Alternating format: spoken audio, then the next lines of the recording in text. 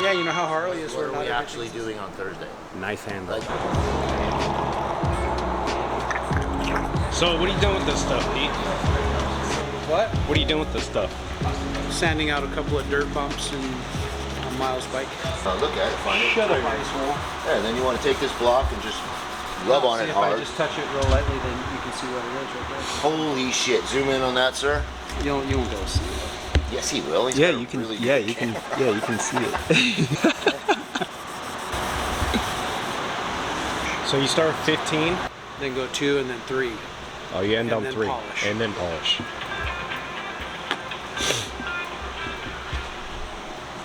There's no more problems. I know. Trey just said if anybody else walked in here and did that, I know. he could have Yeah, my it's fucking mind.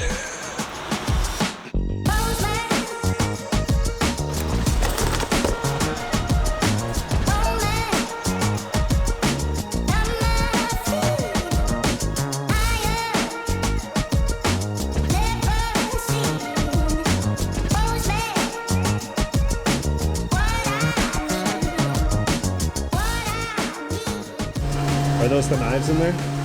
Yep.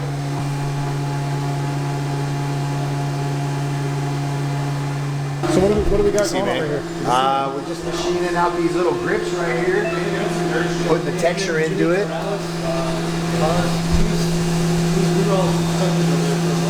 Oh. Yeah, they look like. Do you guys do CNC stuff right now? We do. Yeah, we cut all these blades on the CNC. We can do grips like this too, but it's a lot more fun when these guys can add their style of like pegs to the grip too. So how many are you planning to make? I think we're just doing 30. Yeah, 30 or maybe 35, like tops. So but. in your perspective, are limited releases like the way to go? Or do you have, I mean, it's cool like this, like when it, like Chip and Mikey are my homies, so it's like when we get to do a project like this, I think it's better to just do like a smaller run and not make it like this big, extravagant thing, you know? Like we just did a collab with Sig and they want like knives, so I like doing little smaller collabs with like my friends, just makes the knives like more collectible, you know? Yeah. I like having shit that nobody else has, so it's like there's only 30 dudes out there that have these knives, and you know, 20 of them are motorcycle guys and 10 of them are like, you know, like knife collector guys. I feel like that makes the knife just a little more collectible. Yeah, there's some guys with money that'll just buy anything, and there's some guys with a little bit of money that know the history of things, you know, like knives or motorcycles. Like Chip and I were just talking about that because they have a guy that was like trying to put an offer in on my bike that they just built. Yeah, I don't think I'm gonna sell my bike. I don't know if there's like a price on it. You know, I've like wanted this bike forever. It's exactly how I want it. So. And it fits you so good. Like you're going down the road, look like such a screaming banshee. Yeah, it feels amazing. I've never ridden a bike that nice. You know, I've had Harleys, but nothing that's like from the ground up built like specifically how I wanted or dialed in for me. So and it just looks so cool. I mean, like that. I've always been a fan of the flame jobs, but like that black and white with the gold, I was just like kind of winging it one day. I was like, I think this would look tight, and Pete knocked it out, and I was like, dude, it looks so much better. I was so nervous that this is gonna look retarded, you know? No, he nailed it. Hold on, Pete, hold on. Well, except for the front. Just get it. Handlebars back. That blue one right there will work. Thanks, Captain Obvious. Well, there's one that has oil on it. From the handlebars back. Is there two bikes back? There's two bikes back there, huh? FXR and... Two FXR? This is a Dyna. I don't even know whose bike this is. But I might ask you to push this back because that light's not really on it. Push one back the bike. Yeah.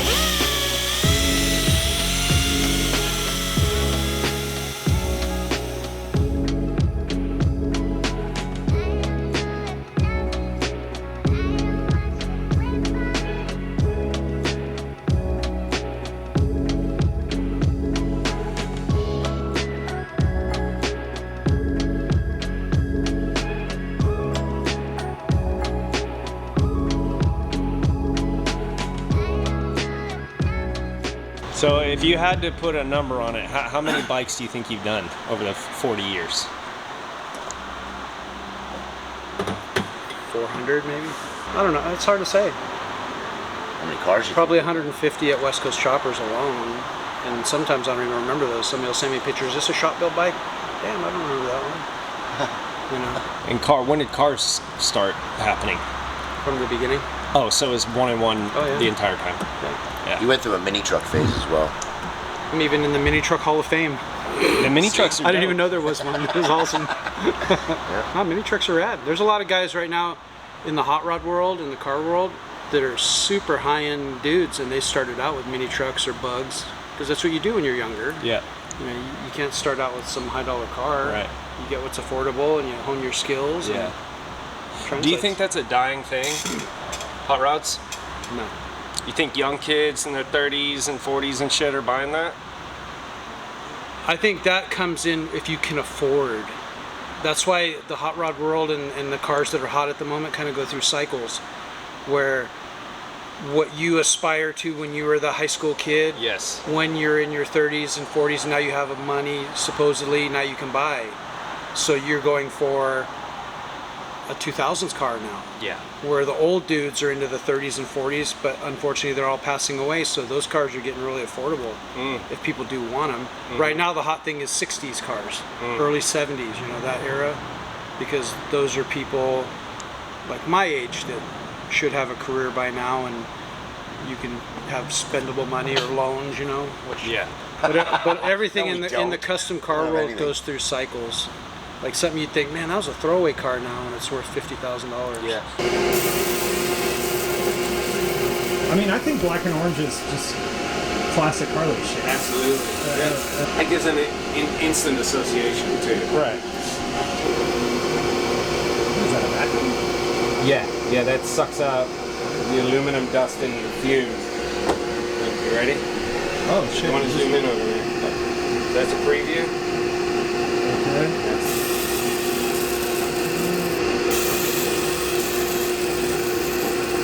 It's insane. That is so cool. That's it. That's it.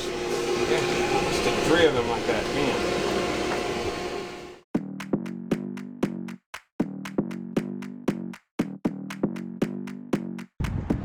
People f***ing wonder why the cops are here all the time. Come a little closer. Don't be afraid, no, I don't wanna That's hurt 50 you. bucks Little for more, you. come near, let me just show you. Don't Fooled know, you. You can't park talk, like a let me just fucking show you. asshole. Don't be obsessive, it could be intensive, it could be explosive, it could be offensive. Don't be defensive, don't be aggressive, it will be a waste, cause we could be expensive. I would,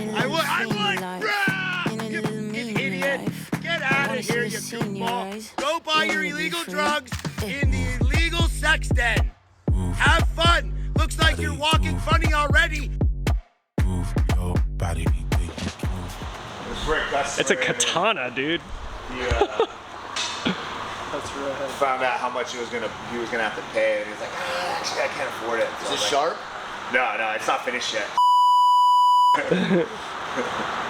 Yeah, still needs to get etched, but this is all Almost clear. meteorite.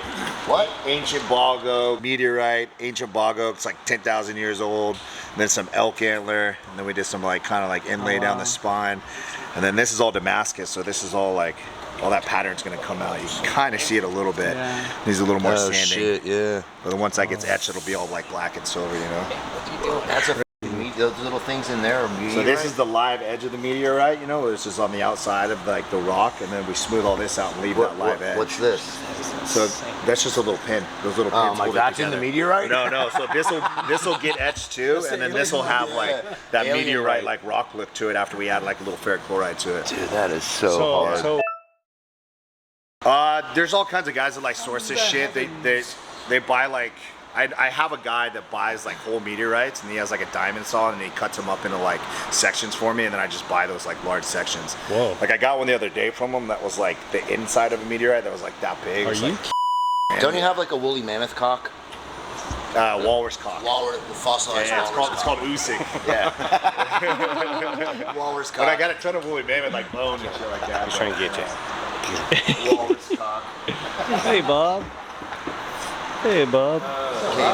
Oh snap! What? Pete, explain the tray, about the paint.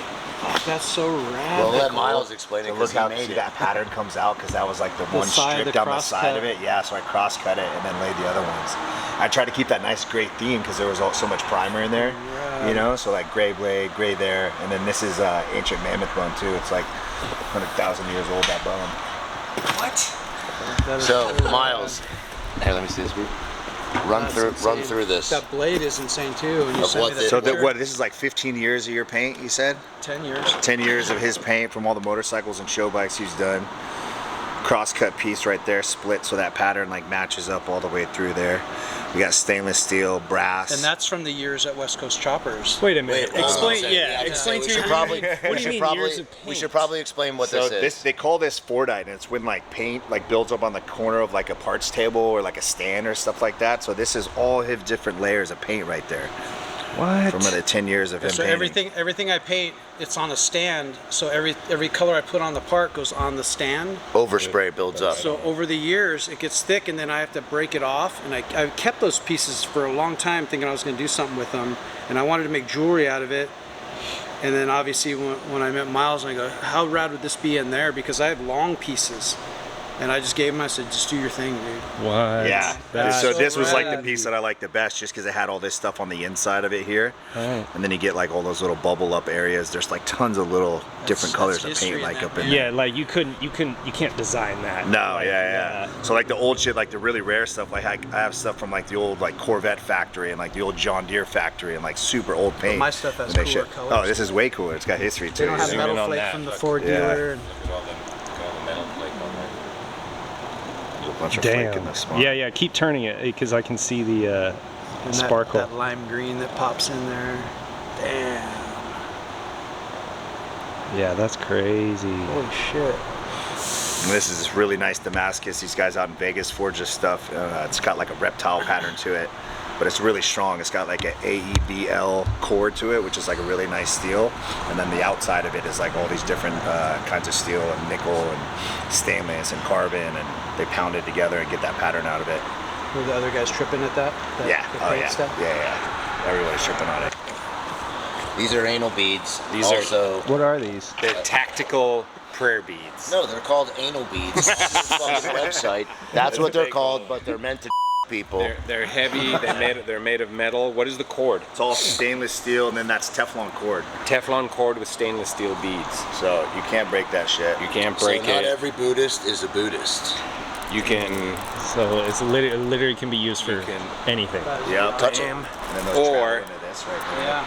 Oh, And then like Or- once I started seeing it, seeing the Or- gray, that's why I was like, Yes. I want to put it on this. Yeah. That's like gray. Right here, Looks because super when tight. I was holding those pieces, I go, that's a lot of material to waste on that knife. You can use a section of it. Yeah. Multiple. Even if officially the coolest thing I own right there. that is. These are all just like a bunch of folders, like different like eras of folders that we've done. Some older ones that we have. This was the first folder we ever did. This is the one I carry the most, just because it's kind of classic. It's my favorite kind of blade shape that we did. Yeah, it's a sick And shape. then that kind of progressed into these. They're like one piece titanium frames with a button lock there, so that blade, you push the button and it'll close.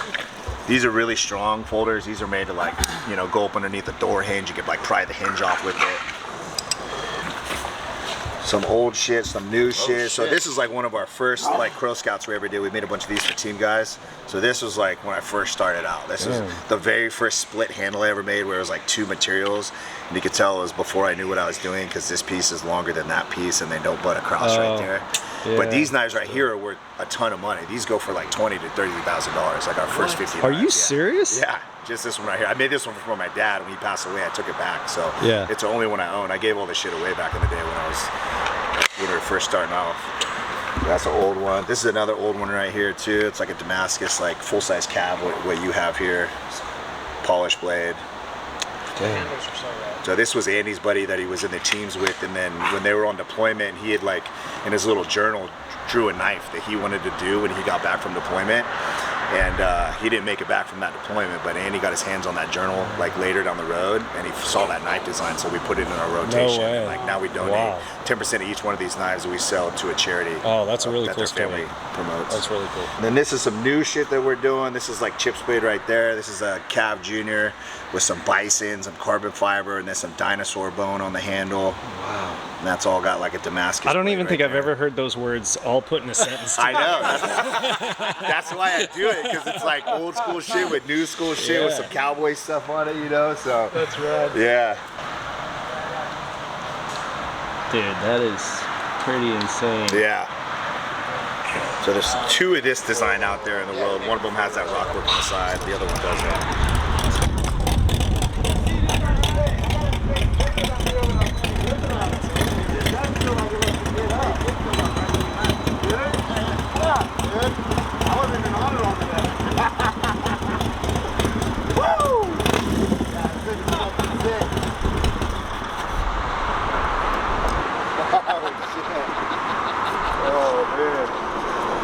Did you get into third? Yeah.